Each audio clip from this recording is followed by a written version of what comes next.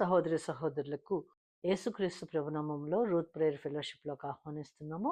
క్రితము వారము యేసు ప్రభు శిలువ మీద పలికిన 7 మాటల్లో మొదటి మాట చూసాం కదండి. ఇప్పుడు రెండవ మాట చూద్దాము. లూకాసు వార్త 23వ అధ్యాయము 43వ వచనము. అందుకు ఆయన వానితో, నేడు నీవు నాతో కూడా పరదైసిలో ఉందువని నిశ్చయముగా నీతో చెప్పుచున్నానెను. అనగా యేసు ప్రభు శిలువలో వేలాడుతూ కూడా తన పక్కన ఉన్నటువంటి దొంగని అతను తన తప్పును ఒప్పుకుంటూ, నీవు రాజ్యములోనికి వచ్చినప్పుడు నన్ను జ్ఞాపకము చేసుకునమని అడిగిన వెంటనే, నీవు నాతో కూడా పరదేశీలో ఉన్నవని నిశ్చయముగా, అలాంటి నిశ్చయిత మనకి ఈ దినాల్లో మనకు కావాల్సి ఉందండి. ఎందుకనగా యేసు ప్రభు ఈ లోకంలోకి వచ్చి 2000 సంవత్సరాలు గడిచిపోయింది, కానీ మన వాళ్ళు ఎంతో మంది రక్షణ లేకుండా నశించిపోతున్నారు, నలిగిపోతున్న పరిస్థితిలో ఉన్నారండి. ఈ వచనానికి పూర్వాపరాలు చూసినట్లయితే 33 నుంచి 43 వరకు ఉన్నటువంటి వచనాల్లో మనం కొన్ని వచనాలు చూద్దాము. కుడివైపున ఒకనిని ఎడమ వైపున ఒకనిని నేరస్తులను ఆయనతో కూడా సిలువ వేసిరి. 2 నేరస్తుల్ని యేసు ప్రభుతో కలిపి సిలువ వేశారండి. అక్కడ ఉన్నటువంటి అధికారులు అంటున్నారు కదా 35వ వచనంలో, అధికారులను వీడు ఇతరులను రక్షించెను, వీడు దేవుడు ఏర్పరచుకొనిన క్రీస్తు అయిన ఎడల తన్ను తాను రక్షించుకొనునని అపహసించిరి. ఈ వాక్యము మత్తయి సువార్తలో కూడా ఉందండి. యేసు ప్రభువుని ఎంతమంది అపహసించారు, ఎగతాళి చేస్తున్నారు, విమర్శిస్తున్నారు. దారి వెంట వెళ్తున్నటువంటి మనుషులు చెప్తున్నారు, శాస్త్రులు, పెద్దలు, ప్రధాన యాజకులు కూడా అపహసించారు. పెద్దలు, శాస్త్రులు ధర్మశాస్త్రాన్ని అవపోసన పట్టిన వాళ్ళండి.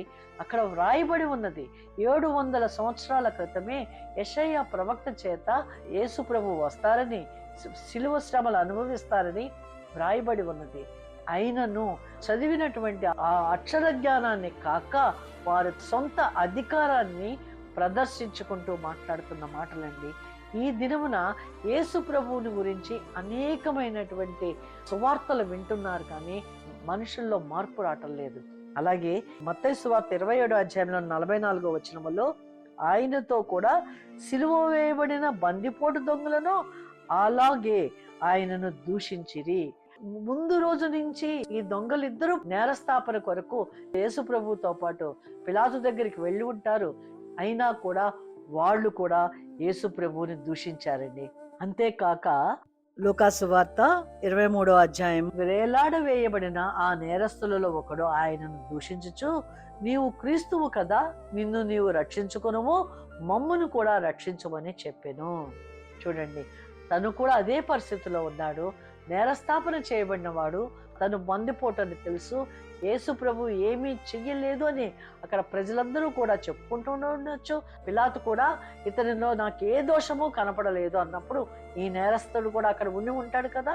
అయినా కూడా ఇక్కడ అంటున్నాడు కదా, నీవు క్రీస్తువు కదా, నిన్ను నీవే రక్షించుకునము, మమ్మును కూడా రక్షించమని చెప్పెను. అయితే రెండవ వాడు వానిని గద్దించి, నీవు అదే శిక్షా విధిలో ఉన్నావు కనుక దేవునికి భయపడవా, మనకైతే ఇది న్యాయమే. ఎందుకంటున్నాడండి ఈ మాట? యేసు ప్రభువు సిలువలో మొదటి మాట పలికారు కదండి, తండ్రి వీరేమి చేయుచున్నారో వీరు ఎరుగును కనుక వీరిని క్షమించమని ప్రార్థన చేయటం విని ఉన్నాడు. మొదట రెండో వాడు కూడా దూషించాడు, కానీ యేసు ప్రభువు చేసిన ప్రార్థన అతను విన్నాడు. అంతేకాకుండా ఈ అధికారులు, సైనికులు మాట్లాడిన మాటలు ఉన్నాయి కదండి.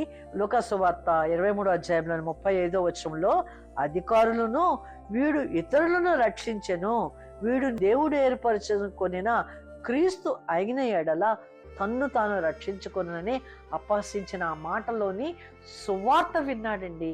ఈ రెండవ వాని హృదయంలోకి ఆ మాటలు అతని అంతరంగంలోకి వెళ్ళినాయి. మనము కూడా ఈ వాక్యము చదువుతున్నప్పుడు, వాక్యము ధ్యానిస్తున్నప్పుడు మన హృదయంలోకి ఈ ప్రాపంచిక విషయాలకు ప్రాధాన్యత ఇవ్వక వాక్యం యొక్క లోతులను మనము తవ్వుతూ ఈ వాక్యంలోని అర్థాన్ని మన హృదయంలోకి ఆపాదించుకున్నప్పుడు, ఆస్వాదించుకున్నప్పుడు మన హృదయంలో మార్పు వస్తుందండి. అందుకు నేను ఈ మాట చెప్తున్నాను. ఇక్కడ ఆ మాట విని ఉన్నాడు కనుక రెండవ దొంగ, క్రీస్తుని గురించినటువంటి ఒక గొప్ప మాట ఉన్నది ఇక్కడ. ఇతరులను ఈయన రక్షించాడు, రక్షించుటకు సమర్థుడనే మాటని అతను హృదయంలోకి తీసుకున్నాడు. అలాగే 36వ వచనములో, సైనికులు ఆయన యొద్దకు వచ్చి ఆయనకు చిరకనిచ్చి, నీవు యూదుల రాజువైతే నిన్ను నీవే రక్షించుకొనుమని ఆయనను అపహసించిరి. సైనికులు అపహసించారు, కానీ ఈ రెండవ దొంగకి ఆ మాటల్లోని భావం అతని హృదయాన్ని తాకిందండి. నీవు యూదుల రాజువైతే, అందుకుని 42వ వచనంలో అంటున్నాడు కదా, ఆయనను చూచి, యేసు, నీవు నీ రాజ్యములోనికి వచ్చినప్పుడు నన్ను జ్ఞాపకము చేసుకొనుము అని పలుకుతున్నాడండి. యేసు ప్రభు మరల వస్తారు. ఆ మాటలు మరి అతను విని ఉన్నాడేమో.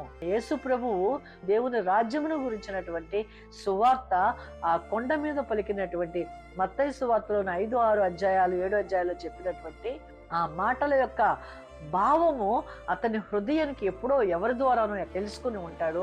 అందుకునే ఇక్కడ అంటున్నాడు, నీవు నీ రాజ్యము లోనికి వచ్చినప్పుడు నన్ను జ్ఞాపకము చేసుకోనమని అంటున్నాడు. 41వ వచనంలో అన్నాడు కదా, ఇది మనకైతే ఇది న్యాయమే, మనము చేసిన వాటికి తగిన ఫలము పొందుచున్నామని మొదటి నేరస్తుడిని గద్దిస్తూ రెండవ దొంగ పలుకుతున్న మాట అండి.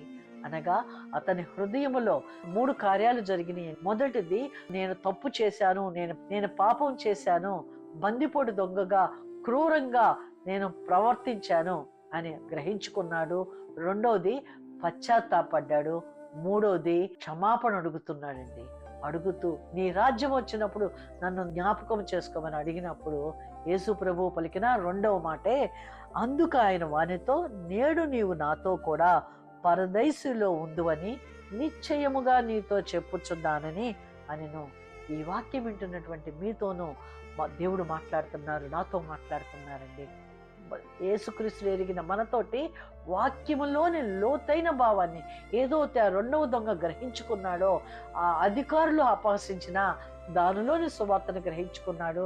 సైనికులు మాట్లాడినటువంటి యూదుల రాజు అయితే అనే మాట మాట్లాడిన ఆ యూదుల రాజుగా వచ్చాడని ఆ మాటలోని సువార్తను గ్రహించుకున్నట్లుగా మనము కూడా వాక్యము ధ్యానిస్తున్నప్పుడు వాక్యములోని లోతైనటువంటి విషయాలను మనము త్రవ్వి తెలుసుకోవాలి.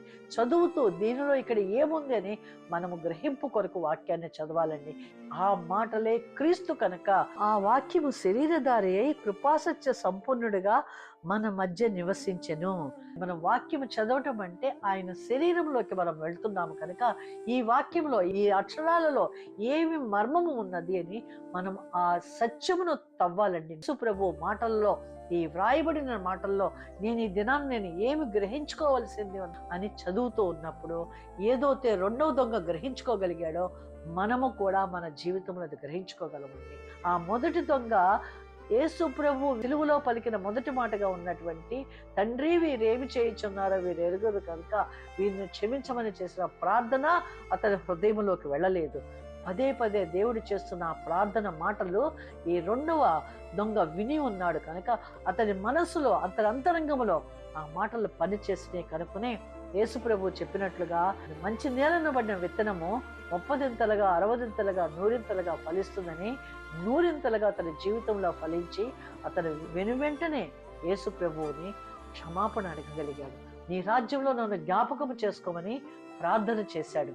ఇద్దరూ కూడా యేసు ప్రభువుకు 2 పక్కల సమదూరములో ఉన్నా కూడా మొదటి దొంగ గ్రహించుకోలేకపోయాడు, రెండవ దొంగ గ్రహించుకోగలిగాడు. రెండవ దొంగ యేసు ప్రభువుని అడిగినప్పుడు వెంటనే నువ్వు నాతో పరదేశీలో ఉండవని అన్నారు. ఇప్పుడు కూడా యేసు ప్రభు అదే మాట పలుకుతున్నారండి. విడిపించడానికే నేను పాపుల కొరకే ఈ భూమి మీదకి వచ్చానని సెలవిచ్చారు. మరి ఎవరైనా ఈ వాక్యం వింటున్న వారు రక్షణ పొందనట్లయితే, మీరు అంగీకరించినట్లయితే మీతో కలిసి నేను ప్రార్థన చేస్తానండి. సర్వశక్తిమంతుడైన దేవా, నేను ఈ వాక్యం వింటున్న వారిలో ఎవరైతే రక్షణ కోరుకుంటున్నారో, మీరు మా పాపముల కొరకే మీరు ఈ భూమి మీదకి వచ్చారని, సిలువలో మా పాపములను మీరు భరించి మమ్మల్ని విడిపించారని, మా విమోచకుడుగా మీరున్నారని విశ్వసిస్తున్నారో వారందరి పక్షముగా నేను ప్రార్థన చేస్తున్నాను తండ్రి. వారిని క్షమించి వారిని నీ బిడ్డలుగా హక్కును చేర్చుకోమని, వారికి రక్షణ దయచేయమని యేసు నామములో ప్రార్థించి వేడుకొంచున్నాను తండ్రి. ఆమేన్.